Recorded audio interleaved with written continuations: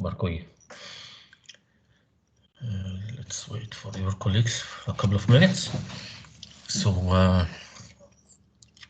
we can use these minutes if you have questions. If your team did anything in the design project, if you looked at other aircraft, if you have any questions so far. Because today we will start with the design project, how to design a propeller airplane.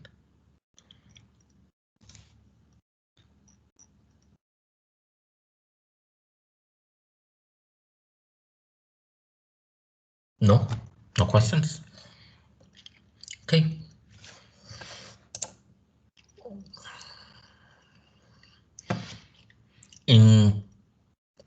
As we talked last time, we presented in chapter 7 what we said the different phases of design. Remember that? What's the phase of design that we are interested in this course? Conceptual or preliminary or detailed design?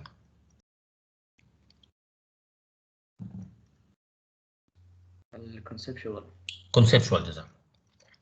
And in the contrary, conceptual design is not contrary to what we might think. It's not just drawing the shape of the aircraft. Conceptual design covers everything that we will do from now until the end of the semester. And in the process, we mentioned that these are the steps of the conceptual design. We start with some requirements, just like the requirements I gave you for your design project last time, the aerobatic aircraft. The next step would be estimating the total weight of the aircraft. The step afterwards, after having a shape of the aircraft and total weight, we estimate some important parameters that appear in your performance equations. Thrust weight ratio, the wing loading, L over D, CL max. So estimating this. Estimating based on the shape that we have, based on the total weight that we have calculated, based on previous experiences. Then finalizing the shape of the aircraft by finding areas, dimensions, span, chord, so that we can draw the aircraft.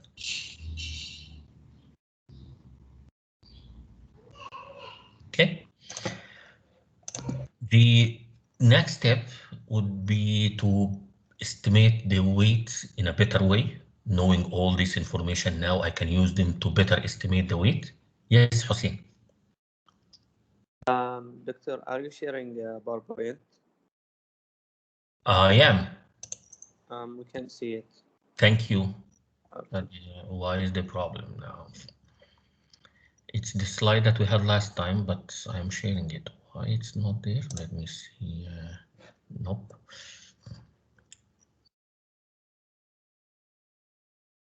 Yes, now we can see it. Oh, you see it now?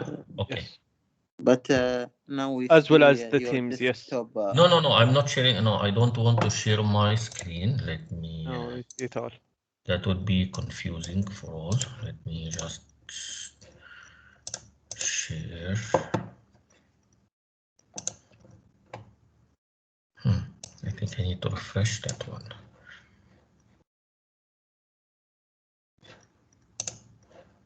Oh, here we go. Now? yeah, Yes. it's Okay. we can see. Okay.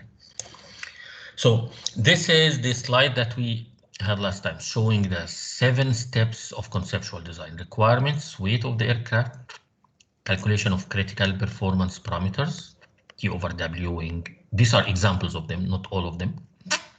Estimation or determination of the dimensions of the aircraft configuration, the diameter of the fuselage, the span of the wing, height of the tail, basically everything you need to draw the aircraft. Then better estimating the weight using this information, and finally checking that these numbers are going to give me the performance that I wanted in the requirement. It will give me the range, it will give me the rate of climb, checking this. If not satisfied, and I assure you it's almost always not satisfied, okay, because we did some estimation in here. If it's not satisfied, then we might want to iterate, adjust the estimation a little bit until everything is satisfied, the design is satisfactory, and then we optimize it. That means we want to make it better, maybe a little bit lighter, better performance, and so on. So these are the 7 steps. We will follow these 7 steps in your design project, and we will follow them in chapter 8 for a propeller aircraft, in chapter 9 for a jet aircraft. The way the textbook is organized is that we are going to show them in details for chapter 8 for the propeller aircraft. For the jet aircraft, it's almost the same, very minor changes, and we are going to highlight that. So for the next 3 weeks, we will be moving from one point to the other. So here is the first point. Requirements. Requirements should be there before I start my design. It's not allowed to go and design something without a clear set of requirements, because it will be just like the saying, if you don't know where you are going, all the roads will get you there. But if you don't have a clear set of requirements, then whatever you do is going to be acceptable. So we must start with a set of requirements. So in chapter 8, the set of requirements we will start with are given as follows. We want to design a light transport aircraft, carries 5 passengers plus 1 pilot. They have to have relative comfort in the seats, so the seats need not be so tight, pressurized cabin, and the aircraft should have these performance characteristics. It should fly for about 1200 miles, maybe a little bit shorter than the distance from here to Jeddah. Maximum level speed during cruise about 250 miles per hour. The rate of climb about 1,000 feet per minute. Stalling speed 70 miles per hour. That's relatively low speed, lower than a typical car speed, about 120 kilometers per hour. The landing distance from the point when the aircraft is at 50 feet until it touches down and stops, no more than 2,200 feet, about 700 meters, relatively short distance. The takeoff distance from the point when the aircraft starts accelerating on the runway until it reaches 50 feet height, 2,500 feet, about 800 meters, also relatively small distance. Now, in addition to this, the aircraft will have either 1 or 2 engines. It's up to you how you want to do this. But the engines have to be internal combustion engines. So they are not turboprops and they are not jet engines. So that's step number 1, the requirements. Requirements need to be specified. Sometimes requirements are unacceptable, infeasible. The client asking something that cannot be achieved. So an engineer will do a quick calc and tell him, no, this requirement doesn't make sense. You need to relax it a little bit. With the current technologies, we cannot achieve 1,200 nautical miles unless the aircraft is very heavy or that heavy. Okay, but for now, we will take the requirements as is and work with them. So I'm going to stop here at the end of step number 1 to see if you have any questions before we proceed. Yes, Musab. Doctor, these requirements are maximum or minimum? Very good question. And as an engineer, you will probably guess that some of them are maximums and some are minimums. For example, what do you say about the range? When I say 1,200 nautical miles and I am your client, I am saying this is the minimum range of the aircraft. Of course, if you can achieve 1,300 nautical miles at no expense on my side, that would be good. Okay. The cruise speed also is the minimum. Rate of climb is the minimum, but stalling speed here is the maximum. 70 miles per hour is the maximum. This aircraft that you will design can stall at 70, 60, or 50, but it cannot stall at 80. Why? Because this is the safest direction to go. If the aircraft stall at a smaller, if you calculate the stall speed to be lower, then that's safe. But if you calculate it to be higher, that's unsafe. Okay, so in your calculations, you can put the maximum stall speed to be 70, but you cannot put it in your calculations to be 80. Okay, it's not acceptable that after you finish the design and we check the performance, oops, we figure out that the stall speed is 90 miles per hour. No, that's not acceptable. It can be 70, it can be 60 or 50, and so on. Okay, the same for the landing distance. Of course, these are the maximums, because if you land in a shorter distance or you take off in a shorter distance, that would be even better, but you cannot land in a longer distance. So some requirements will be maximums and some will be minimums. You see here in the requirements, the total weight is not there, because I am the client. I really don't know what would be the total weight, and to tell you the truth, I don't care. Okay, you see here the cost is not there, because I don't know the cost. You will have to tell me you are going to satisfy these requirements at what cost. Okay, the material of the structure of the aircraft is not there. I don't care. You are the designer. You go ahead and do your calcs and tell me it would be better to be aluminum or composite. If it's aluminum, it will cost so and so, and it will weigh so and so. If it's composite, it will be so and so.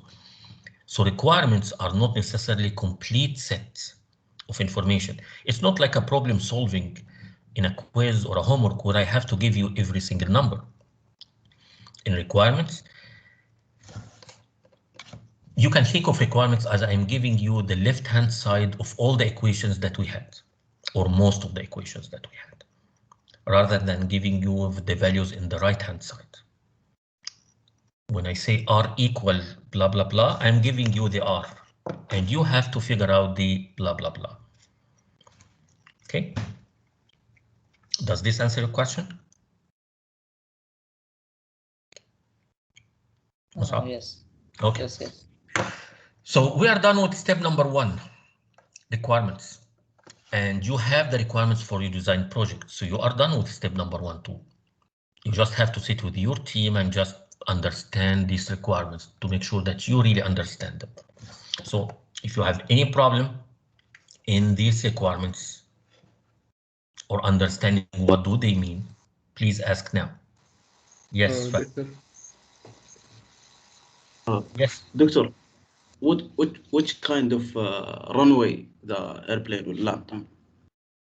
That would be a very good question. If it was very important to the client, I should have told you this. If it's not specified by the client, which means me in this case, then you will, I think, in your team, you will assume the typical type of runway for this category of aircraft. So you will do some research and see where do they land? Do they land in major airport where you have a very stiff runway? Or do they land in smaller airports where the ground might not be that hard? Or they land on grass? So it's a value that's not there. It's value that's not provided. You can also ask, what is the, where is that? What's L over D? Well, I didn't specify that. I really don't know, and I don't care. What's the specific fuel consumption? Well, I don't know. So you see all this, not everything is going to be specified by the requirements. You will have to do some assumptions and calculations, and we are going to do both today. Okay. Now, Yes, in the first line, designing a light business transport aircraft. What does he mean by light? Okay. He's referring here to the typical categorization of aircraft. Aircraft have several categories, and for each category, they have certain set of regulations. So we have, for example, ultralight aircraft. That means aircraft weighing less than 300 kilograms, 1,000 pounds. Then we have light sport aircraft category, weighing less than 600 kilograms, 1,320 pounds. Then we have general aviation aircraft. Then we have business jets, and we have transport aircraft. And out of transport aircraft, we have a category of light transport aircraft. These are aircraft weighing less than 15,000 pounds. So in a sense here, he's telling you, I want to get a certificate when you design the aircraft and you manufacture it. We will get its istimara or certificate from GACA under the category of light transport aircraft, weighing less than 15,000 pounds. Okay. So in a sense, he's telling you don't do like a big design, because I can achieve all of these with an aircraft not that small, but it can be a very big aircraft or a bigger aircraft.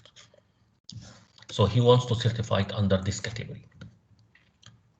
Very good question. Okay, with the requirements, the next step, yes, Amin? Yes, doctor. I don't understand why should he care about which category is this if the requirements are made or are achieved? For many reasons. Because for once, the certification requirements are different for each category. Okay, so if you design an aircraft as a home-built aircraft, ultralight aircraft, the certification requirements are totally different than if it is a light sport aircraft. Okay, it can be certified easier, maybe. It will operate from different types of airports. Maybe these are the airports he wants to fly. So if the word light is not there, and this aircraft is just a business transport aircraft, maybe it will be too heavy to land in some airports that he wants to service. Okay, so there are different, it's like an actual car manufacturer trying to decide what would be his share of the market. Do I want to design a sedan car or a 4x4 or a crossover car? Right? I can all of them still fit 4 passengers inside. All of them can go for, let's say, 300 kilometers, 500 kilometers on full fuel.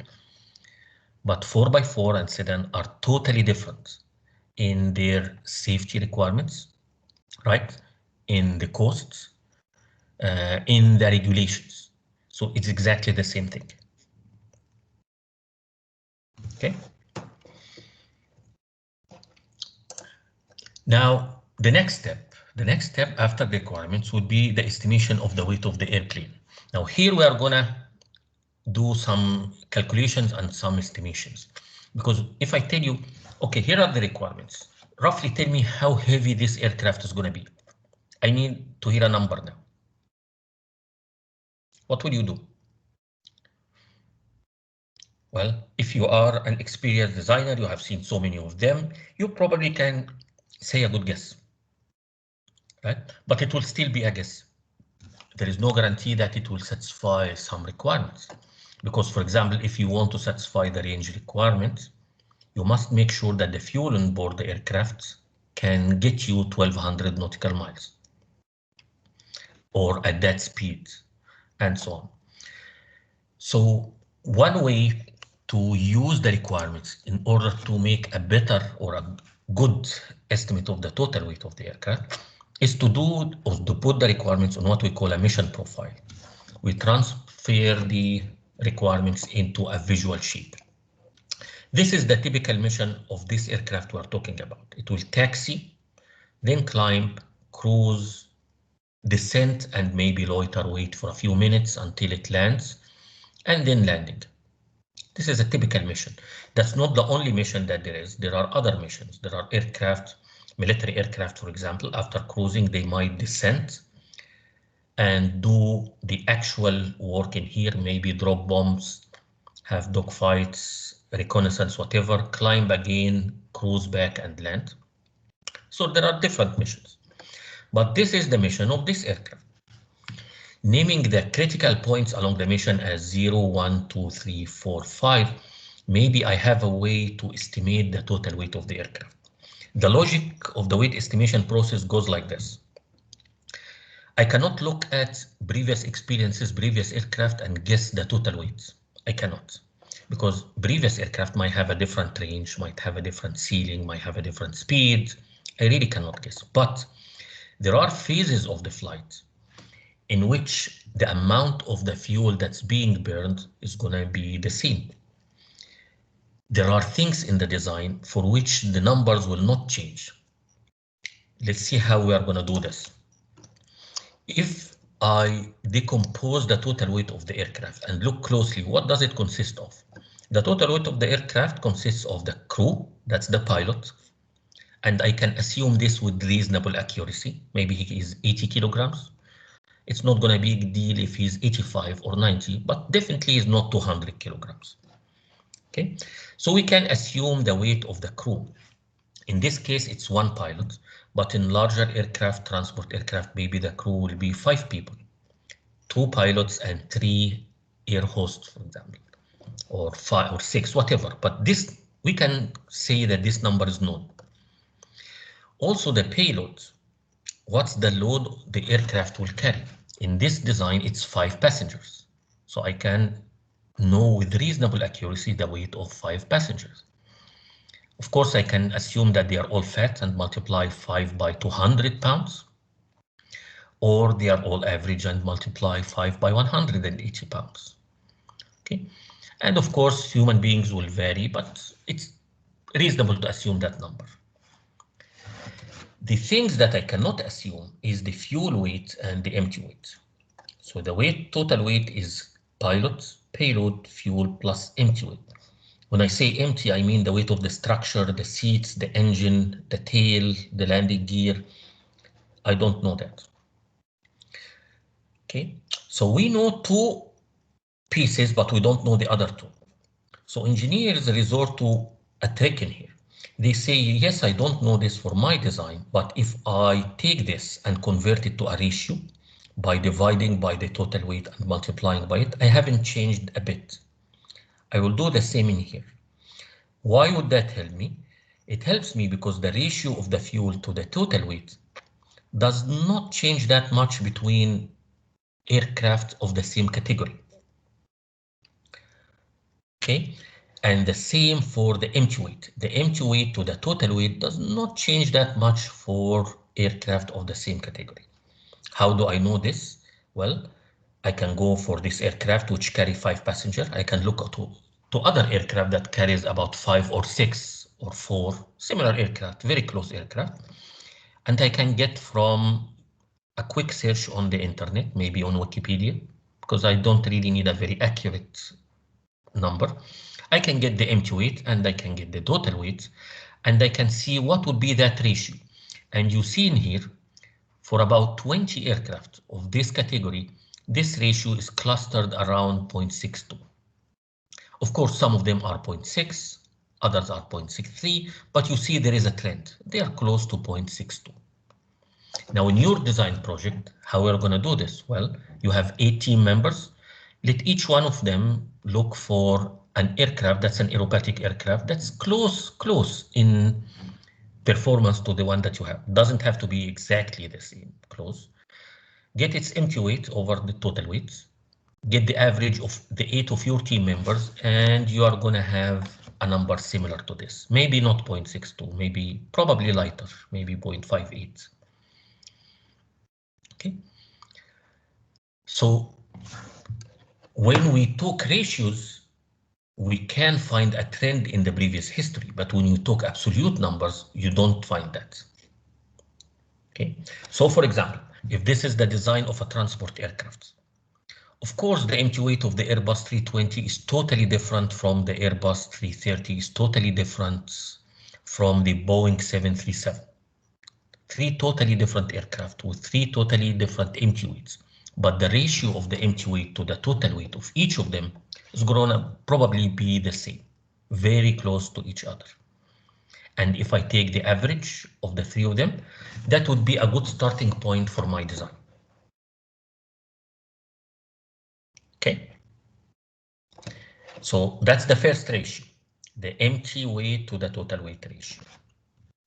Now, how would these ratios help me find the total weight? Because if I know this ratio, and I will spend a few minutes with you to find the fuel ratio, then the only unknown in this equation would be W naught, here, here, and here. Everything else will be known. Crew weight, payload, ratio. If I know them, the only unknown will be the W naught, so that I can find the total weight of the aircraft, and that's the objective of today. Make a guess of the total weight of the aircraft. So this is the main equation I need you to keep in mind as we go through today's lecture. I need to find everything on the right hand side. We can make good estimate of this one. We have just estimated WE over W naught to be 0.62, and we are going to spend the remaining minutes calculating the fuel to weight ratio.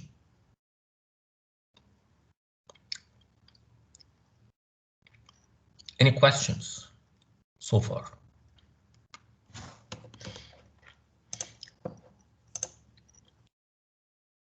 Okay. Does this ratio make sense to you? 62% of the weight of the aircraft is structure.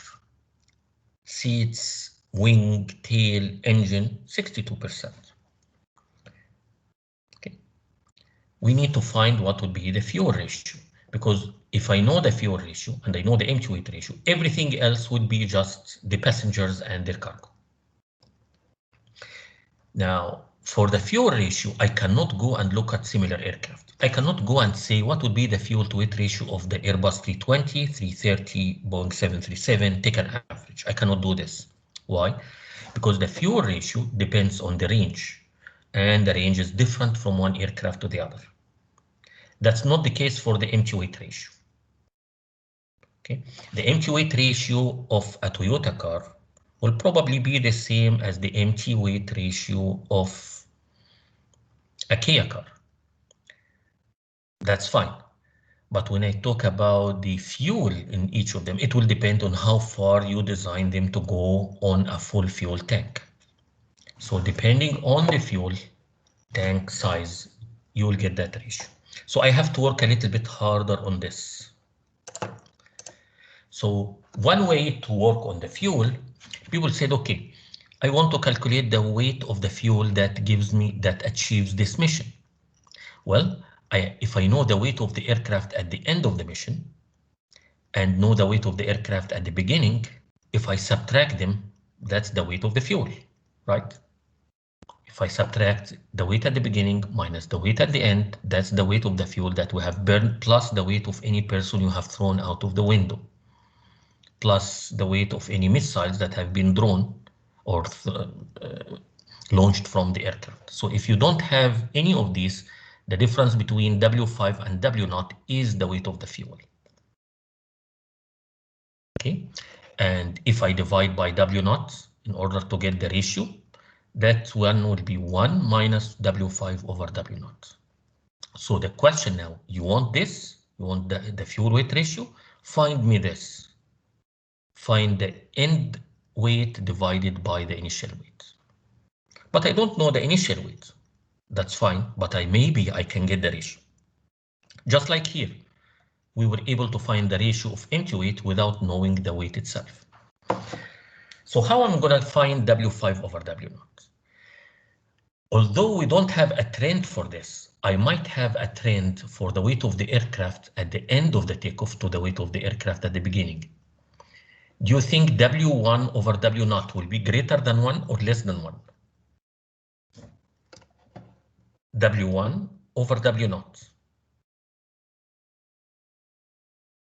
Almost equal.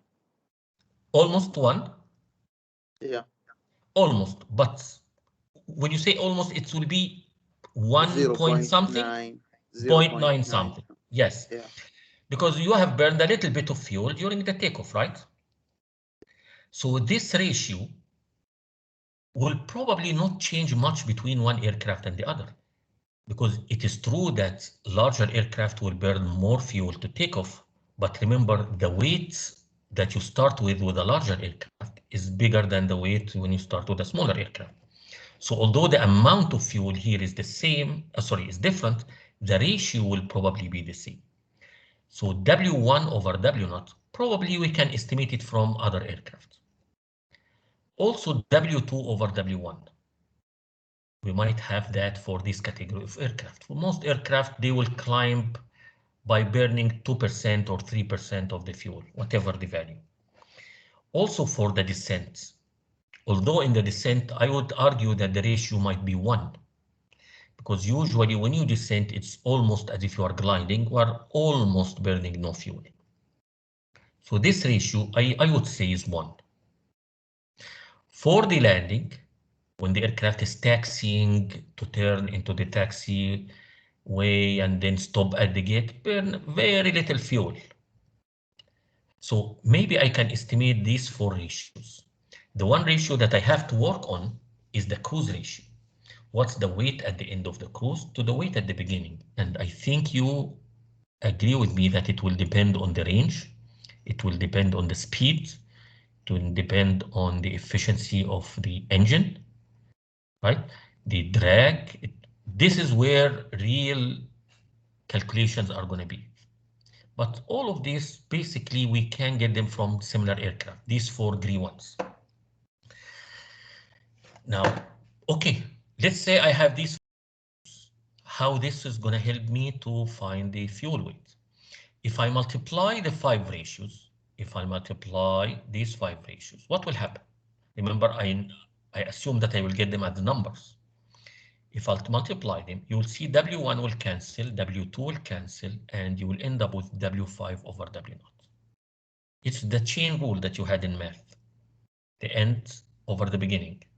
And if I take this W5 over W0, subtract it from 1, that would be the fuel weight. This is the fuel weight ratio that I need here to complete everything on the right-hand side to find the total weights and answer today's question.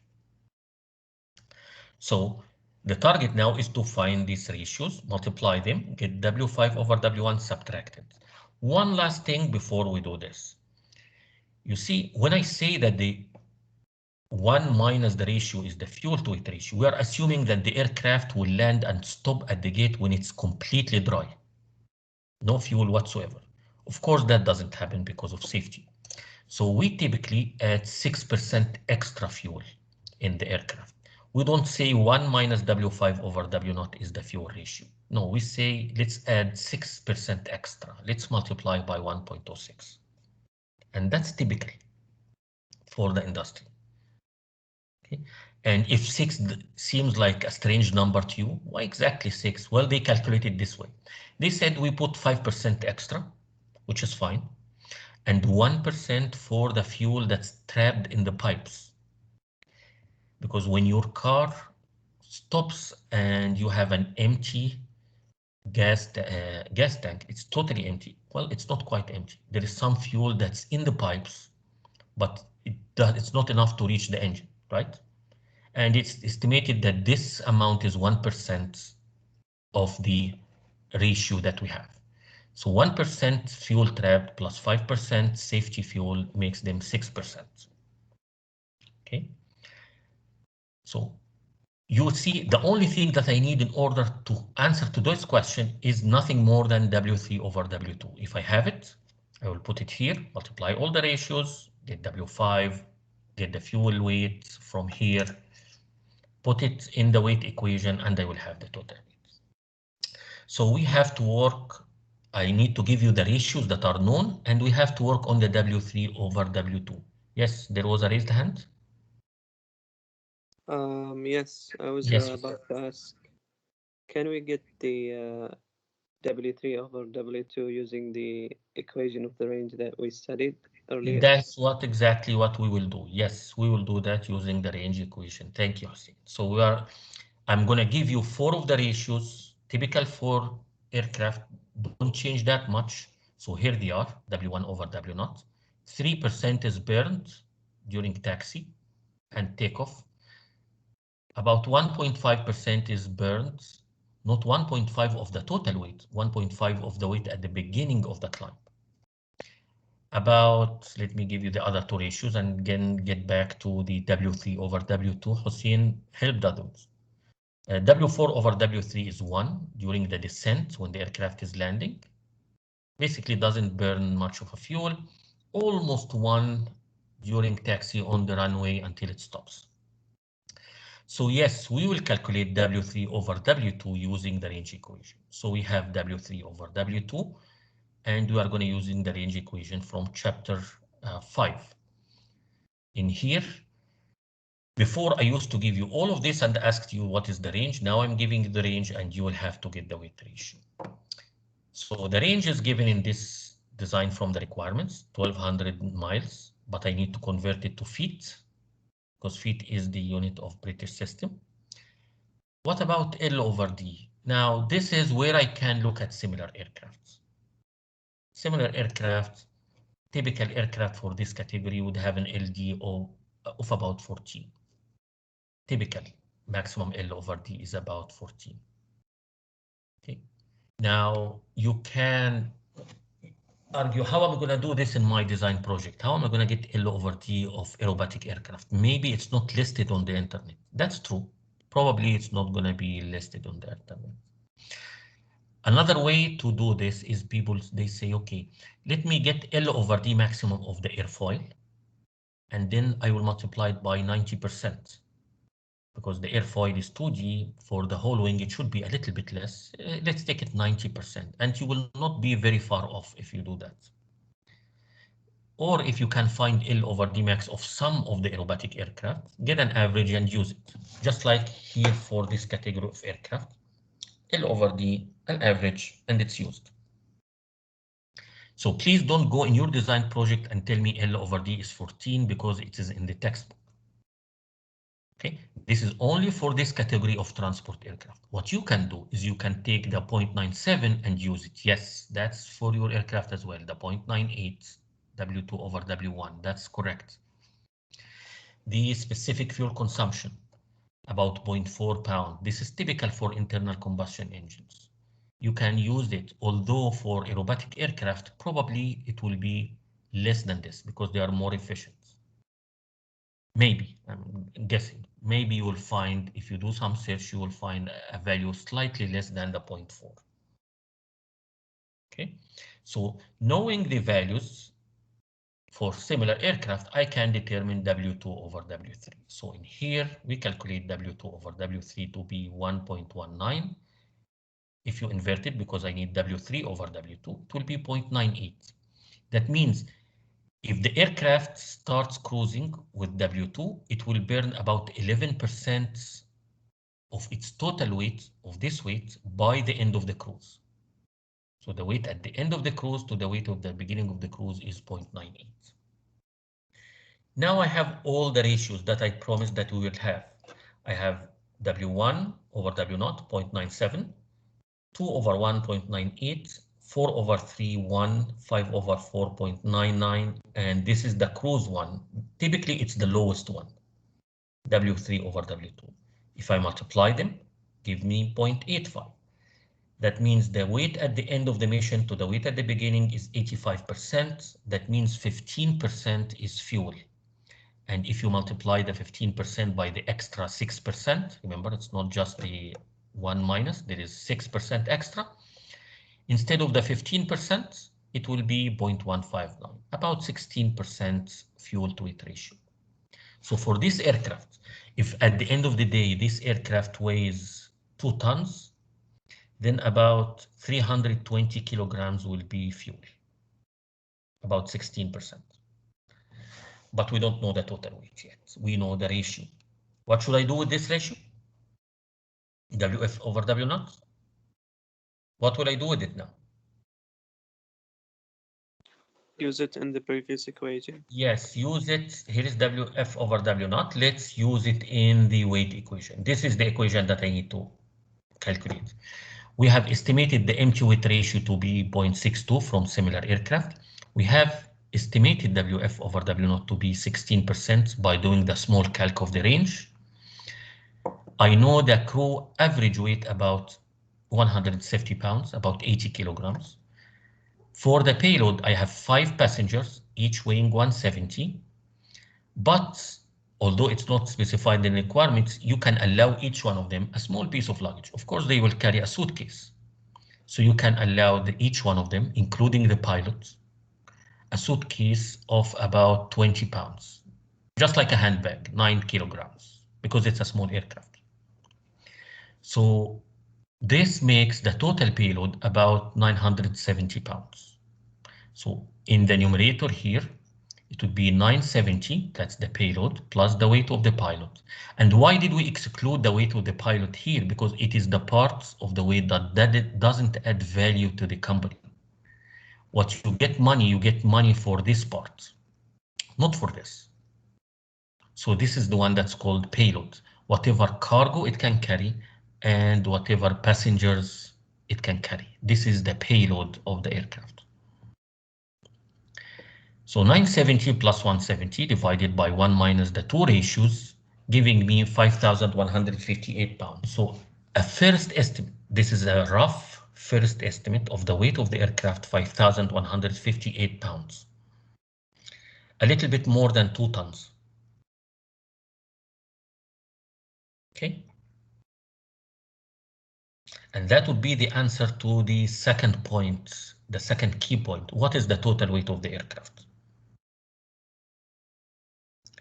Any questions up to this point?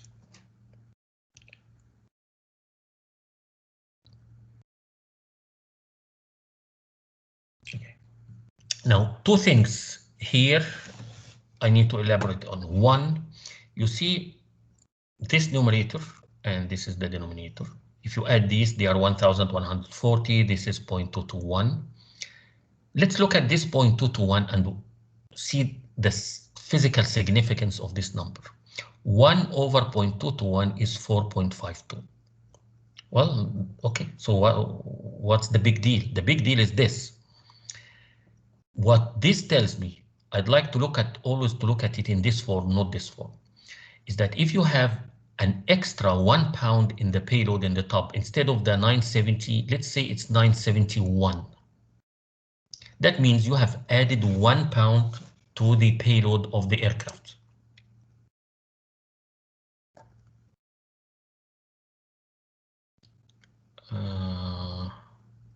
Okay, I will stop to answer a question here. Abdullah is asking, where did we get the extra 6% of the fuel weight? Can anyone answer this question? Where did we get the 6% in here? 1.06. We have to assume the fuel because the plane not land every time with out of fuel. Yes, we are assuming for safety that this mission will be achieved with some fuel still in the aircraft. It's just like when your car manufacturer designed the dial for the gas tank. When the indicators gives you E on empty, you know that you can still go for a few extra kilometers, right? That's the 6% that we have in here. Okay, so back to what we're saying here. If the payload increases with 1 pound, so one of the passengers carried half a kilogram extra with him. You see this one that we have in here will be multiplied by 4.5 in the total weight of the aircraft. So the total weight will not increase by 1, it will be increased by 4.5. If the designer of the structure made a design that is heavier by, let's say, 10 pounds, then the total weight of the aircraft will be increased by 4.5 times 10, which is 45 pounds. So think of this 4.5 as a magnifying factor for any unnecessary or extra weight on the aircraft. So in this design that we have in here, this magnifying factor is 4.5. Some aircraft can have a magnifying factor of 3, 4, 5, 6, 7, depending on the design. Okay, that's why weight is very important, because you add 1 pound somewhere and all of a sudden the one will become 4.5. So although the weight was not specified at the beginning of the problem, it's always in the back of the mind of the designer. So that's the first comment. The second comment, I can now leverage the information that I have gained today. Before we start today, I have nothing about the aircraft other than the requirements. Right now, I know the total weight. Now I can use this total weight to get more information. I can use it, for example, to calculate the weight of the fuel. Because we said the weight of the fuel is 0.159 of the total weight, and now we know the total weight, so I know now that the weight of the fuel 820 pounds. So I know this aircraft, to achieve its mission, I need 820 pounds. And if I know the density of the fuel, which I can easily find, what's the density of gasoline, aviation gasoline, I can get it easily from the nets. It's going to be 5.64 pound per gallon. So if I divide 820 by 5.64, I know that I will need 145 gallons for this aircraft to achieve the mission. So now I know the size of the fuel tank. So you see, I started knowing information about the aircraft that I didn't know before. I know how heavy it's going to be, about 2 tons. I know what's the amount of fuel, about 400 kilograms. And I know I will need a fuel tank of capacity 145 gallons to take that fuel. Okay. So we have started to generate more of the information simply by knowing the total weight of the aircraft. So right now we stopped here at the weight of the airplane, and we will use the weight of the airplane, and we will start developing the shape of the airplane in order to calculate the critical performance parameters next time.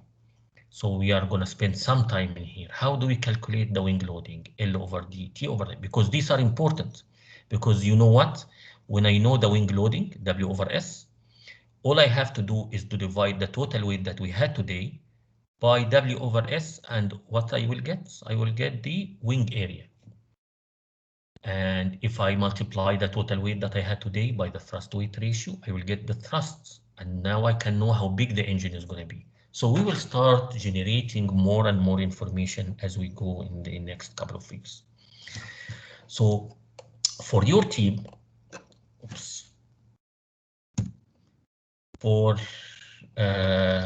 your team, you can go on and do the same steps. The project is there on Blackboard, so you have the requirements in the previous lecture.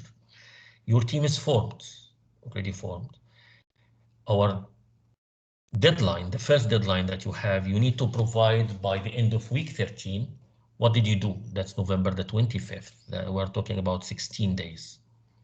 What did you do? Well, you can start doing something now. You can start from the requirements and you can start calculating the total weight, the amount of fuel, and generate this information.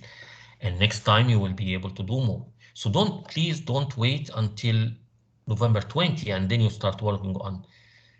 Think of the lectures that we're going to have it as just like solve the examples and do them for design project as we go. And of course, the final report will be towards the end where you will show the full design of the aircraft. And you're going to present that as well. Each team will present their design. So please don't wait. You are not going to find me going after you, asking you, what did you do or what? No, I'm waiting until November 25.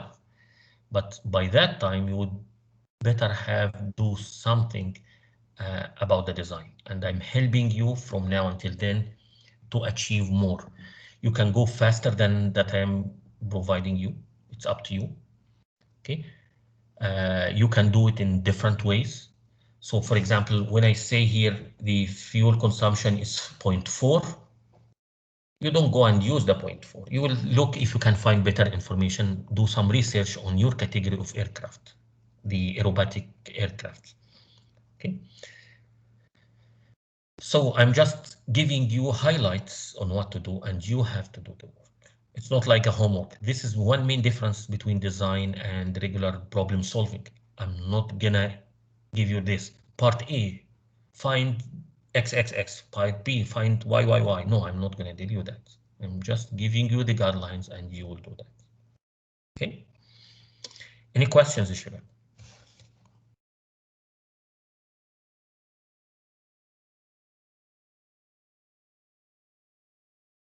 Yes, Mohammed. Doctor, how many aircraft are going to design?